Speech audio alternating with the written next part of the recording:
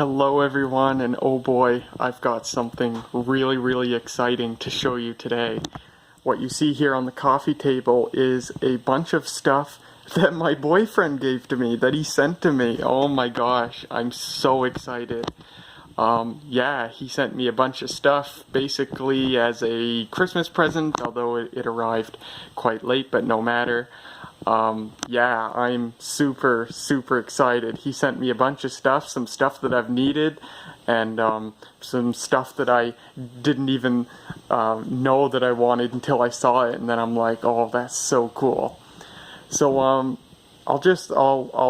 go through what he sent me here. I'm just super excited, so over the moon to get this stuff.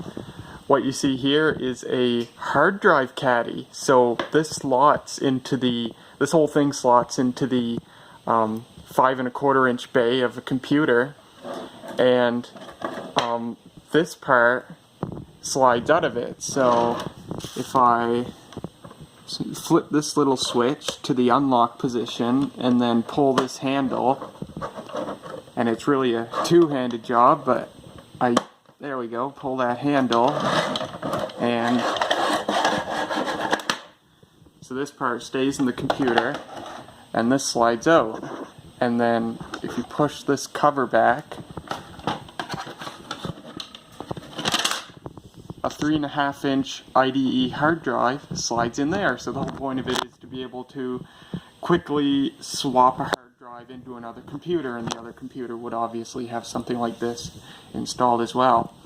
Well, this is incredibly useful to me because I have a hard drive in the IBM portable PC, and as I believe I've shown before, I currently have nowhere to put the hard drive. The computer obviously doesn't have a 3½ inch drive bay, nor is it on a hard card. So I literally just have the hard drive sitting on top of the motherboard, separated by a piece of paper, and that hasn't worked out very well. First of all, it's obviously extremely ugly and messy. Second of all, the hard drive I'd been using in it, the 120 megabyte Quantum Pro drive, yeah, that drive actually died. I went to turn on the computer one day and there was just no sign of life. Not an attempt to spin up, no beeping, no clicking, no buzzing, nothing. It was absolutely 100% dead. I opened the drive up, thought, well, maybe it's just seized. Nope, not at all. The drive is just completely dead, and I figured there are two possibilities of why this happened. First being that it just up and died by itself, but the other possibility, which is what I'm thinking is the correct one, is I think from sitting on top of the motherboard, something on the motherboard shorted out against something on the hard drive, and it killed the hard drive. So I've got another hard drive in it now. I've got the 130 megabyte Seagate, a Seagate ST, what is it, ST 3100 something, I don't know, you'll see it later, because in this video we will install this in the IBM portable PC.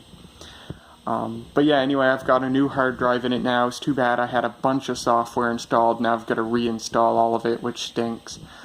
But yeah, the hard drive situation on that computer is just a travesty right now, and so this thing's going to be incredibly useful, because when I need to, well, first of all, the hard drive will now be properly mounted, and second of all, whenever I want to put some software on the hard drive, the easiest way is to just take out the hard drive and throw it in a modern computer. It's just an IDE drive.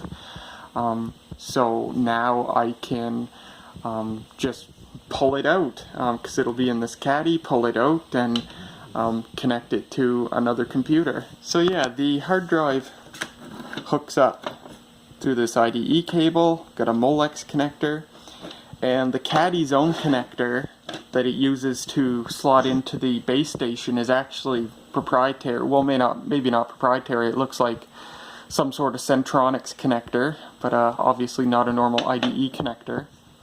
And so this base has the mating connector, and on the other side is an IDE connector and a Molex connector that connect to the computer. And it's got a slot for a fan. No fan is installed. However, if you look at the base right there, there's a 2-pin header that says fan, so you could put a fan in this if you want to. And you see it's got the wires going back because it's actually got a power LED and a hard drive activity LED. So that's really cool. This is really nice, and I forget where he found this. He told me before. I think he just got it with a bunch of computer stuff that he got a hold of once. But it's got no brand name on it. The only really information is what's on that sticker. So beats me. But yeah, this is just useful in many ways, and it's gonna be great. So we'll actually dig the IBM portable PC out of the closet and stick the hard drive in that and actually install this base, and we'll do that in this video. So that'll be really nice. As for the other stuff he showed me, these are very, very cool as well. I'll start with this. This is a homemade clone of the Kovacs speech thing. He built this himself with his own 2 hands. He built this for me. Oh my goodness. And yeah, it's a functional clone of the Kovacs speech thing. And if you don't know what the Kovacs speech thing is, it was basically the poor man's sound card way back in the day. It's basically a digital to analog converter. This plugs into the parallel port. And so in software that has compatibility with the Kovacs speech thing, or another product called the Disney Sound Source, which works similarly, the computer just outputs digital information through the parallel port, and this thing does a rudimentary digital to analog conversion to convert it to sound, and that's just a normal 3.5 millimeter sound output, mono. And yeah, this is really cool. This is cool for people who didn't have enough money to buy a real sound card, or didn't have a slot for a sound card. So yeah, this is going to be really great. This will be great for the IBM portable PC. It's also useful for laptops, you know, early laptops that didn't have any means of sound output aside from a PC beeper, if even that. But yeah, this is really cool, and I'll probably demonstrate this in another video. There are lots of other videos showing how the Kovacs speech thing works. Lazy Game Reviews made a video all about it, and that's probably the quintessential video, so I won't be adding anything by making a video about this, but I'll probably do so anyway because my friggin' boyfriend built this for me. So yeah, totally cool. And then we get on to this thing. This is a functional, a functional clone, almost clone. It works slightly differently, but basically a functional clone of a device. I'm not sure if it's open source. You can buy them. A guy makes them, and there might be other people who make them and sell them. Basically a ground root sort of device called the Wi-Fi 232. Basically, it's a device that, again, plugs into the serial port of a vintage computer, and it emulates a Hayes modem, and the purpose of it is it's got a Wi-Fi radio on it. So you plug this into your computer, the computer just sees it as a Hayes compatible modem, and it allows the computer to connect to a Telnet BBS over Wi-Fi. No kidding. So the computer just sees it as a modem. You open your favorite Telnet program under DOS or whatever, and using the proper commands, this thing will connect to your Wi-Fi network, and you can connect to a Telnet BBS over it. That's just incredible. So yeah, this, again, he built this. My boyfriend built this for me. Holy crap, just so surprising. But yeah, he built this himself, built it on a proto board, as you can see, used some off-the-shelf parts, used someone else's Wi-Fi 232 firmware, but all the hardware is stuff that he built and put together and soldered together himself. Holy cow, that just fills my heart with glee. It really does. Boy, you know you found the right person when they do stuff like this. You know, your loved one might do different things to show how much they care about you. They might take you on a vacation or cook your favorite dessert. Mine builds homemade gadgets to use on my vintage computer. That's just so incredible. I feel like the luckiest girl in the world. I really do. So wow, that is so incredibly cool, and I will make a video about this thing as well, another video. Again, there are other videos about this thing and what you can do with it. Again, Lazy Game Reviews made a video all about this, and that's probably the quintessential video about this now, but I will obviously be making a video of my own too, so that'll come sometime in the future. And this is just a USB to barrel connector, and that's to power this thing. This thing needs a power source, obviously, so it's got a barrel connector right there. And yeah, this is a USB cable for that. Plug it in a USB port of another computer, or probably safer to just use one of those USB power banks. If you use a second computer to power it, you might get into issues with grounding with two different computers, one providing power and then the device is plugged into a second one, so it's probably best to use a power bank. But yeah, totally cool. And this here is something he sent me after I did the same thing. He sent me a CD of his favorite music. I did something similar a couple of months prior, and yeah, this is really cool. And by the way, that's his YouTube channel. You should check it out if you like. He's got quite a few videos of vintage computers and radio related stuff as well. And he's only got one video where he actually talks, but all his videos I find are quite interesting, but I may be a little biased. By the way, remember the guy about almost a year and a half ago now, when the video card on the IBM portable PC bit the dust? The guy who, on the other side of the world, who sent me another CGA card for it?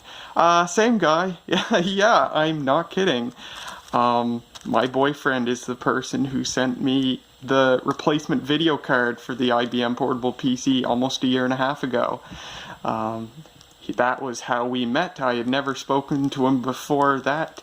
But yeah, after he did that, we started talking to each other, and we found out we had a lot of stuff in common, and we discovered we found each other attractive, and the rest is history. So yeah, I think that's kind of neat. What a wild way to enter my first relationship. What wild circumstances, and same for him as well. But yeah, anyway, that's his YouTube channel. You've probably seen him before, comments and stuff. Well, how about we dig out the IBM portable PC and we'll install this thing and see how it fits, see how everything fits together. I'm excited. Well, there's ye old IBM out of the closet, and yeah, that's quite a basket case. I've just got the hard drive. There's the new hard drive, literally just lying on top of the motherboard. I'm only betting on it not bending any capacitors or anything because of the ICs that it's sitting on top of, but it's got a piece of paper separating the motherboard and the hard drive, but still, that's such a dumb thing, and it leaves this horrible, ugly hole in it. So, yeah, really excited to get this thing in there. So let's open the computer up and put it in there and see how it works. Here's the IBM opened up. It's plugged into the wall, so the case is grounded. And here's the hard drive, new hard drive. It's a Seagate ST3144A, 130 megabytes. This drive's from 1994, so about a year older than the Quantum. And I believe it's from, well, it's actually got a 93. I thought it was a 94. It might actually be a 93. 92. Oh, that's a part number. Okay, this drive's actually from 1993, so it's actually about as old as the drive it's replacing. So, yeah, it's a nice drive. It sounds cool. It's got a cool startup sound. And yeah, very nice drive. Very quiet drive too. So what I need to do is, so the caddy's going to be going in this bottom bay. Let me, well, I suppose I can do it right now. Just see if the bay can slip in there. I don't think I can slip it from the front. No, I can't, just from the design of the case. So I've actually got to slip it in from the back, which means I'm going to have to take this brace off. So I'll do all that and then I'll come back. So the drive caddy is in, but unfortunately not without some major issues. This is something Murray actually was concerned about, but I didn't see it coming. The IBM Portable PC, just because of the case design, has sort of smaller bezels, smaller openings for the drive bays than is standard for a 5 1/4 inch drive bay. So the drive caddy fits, sort of, but not correctly. First of all, I can't actually pull the caddy out from the base, and because of the way well, it's partially the computer's fault, partially the caddy's fault. The front of the whole assembly sort of sticks out a bit, and so the whole thing's set back a bit from the case. So it can't actually go forward all the way, and I can't screw it in. I can't screw it in here. I would be able to screw it in here, but it turns out those screws that I have on hand are too short, and the screws that are actually meant to go in these places, like this one, they're actually thicker than a normal computer screw, so I can't screw it in there because the hole's too small. So yeah, what a great big crap show. Didn't see it coming, but Murray actually did apparently, so we're both a little bummed out. However, this thing will still serve its core function. It fills that ugly hole nicely, and it doesn't look too bad itself. And it has a proper place, it provides a proper place for the drive to go now. It just fits really horribly, and I can't screw it in, but because of how non-standard the caddy is and how non-standard the computer is, it fits so tightly that friction alone is keeping it in there anyway. Another issue is that it actually, I couldn't get the Molex power connector in because a capacitor on the XT IDE card was actually in the way. So let's see if I can get a focus on that. So I actually had to friggin' I'd actually bend the capacitor so the Molex could get in there. So I don't think it broke anything, but yeah, what a crap show. But in the end, it provides, well, most of the function. I won't have the swappable capability, which really stinks. So if I ever need to take the hard drive out, I'll have to just take the whole computer apart and take this whole caddy out, and that's going to be such a pain in the butt that I'll probably avoid it if at all possible. So that was one good thing about having the hard drive just laying in the hole stupidly, was that I didn't have to open the computer up to get the drive out. I just reached my hand in there and pulled it out. But oh well. So anyway, it mostly fits. So I'll power it on here just to confirm that it works. I won't put the case on. I'll make sure it works first. So let's turn the power on. And my luck being as it's been so far, probably a tantalum will explode or something while I have it open.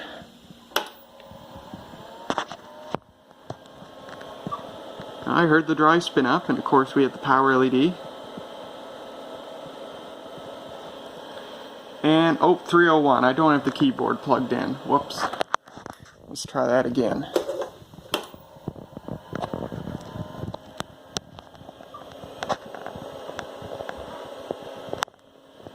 No error this time.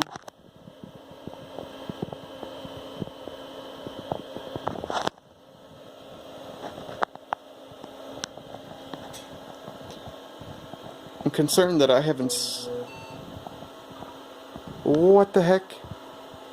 Oh, that's not good. It only counted up to 256K of RAM. Why did it only connect? Also, it's not detecting the hard drive. Oh, this isn't good. Oh no, everything's all messed up, and it booted into IBM Computer Basic. Nice, okay, everything is effed right the heck up. It didn't detect the hard drive, and it didn't even detect all the RAM.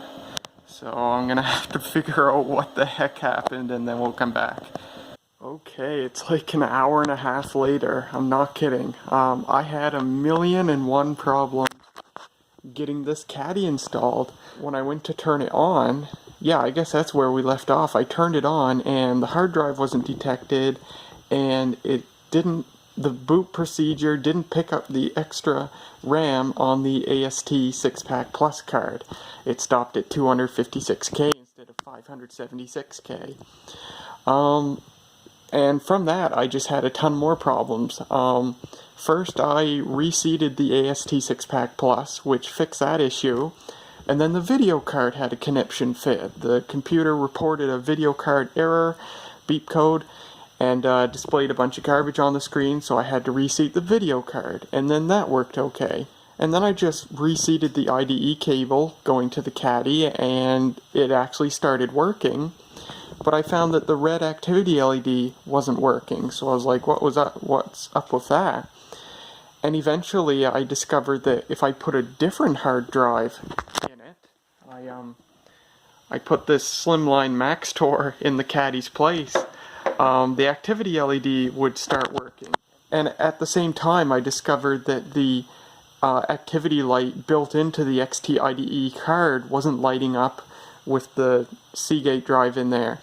And it turns out that the Seagate ST3144A by default has the activity LED activation disabled. You have to enable it with a jumper. So it was a really weird set of pins. They were really short, so a normal jumper wouldn't fit. I possibly had a jumper that would fit in my hoard of jumpers, but that was back in my mother's house, so I just took my soldering iron and soldered a blob of solder across the pins that activate the activity LED. Who would want that deactivated anyway? And yeah, everything works now. I got it all back together without any of the expansion cards having a fit, and it should work now when I turn it on for you shortly. Yeah, I hate working inside this computer because everything's so touchy. The expansion cards are so touchy, and it doesn't take much for something to throw an error. But anyway, now let's boot it up and demonstrate that caddy working.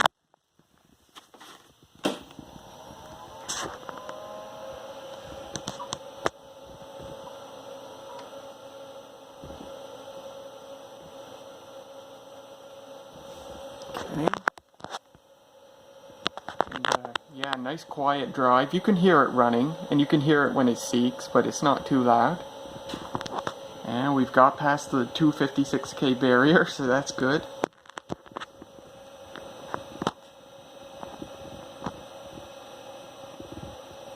So yeah, disappointed that I can't use the swappable capability of the caddy, but just having something to properly mount the drive to, and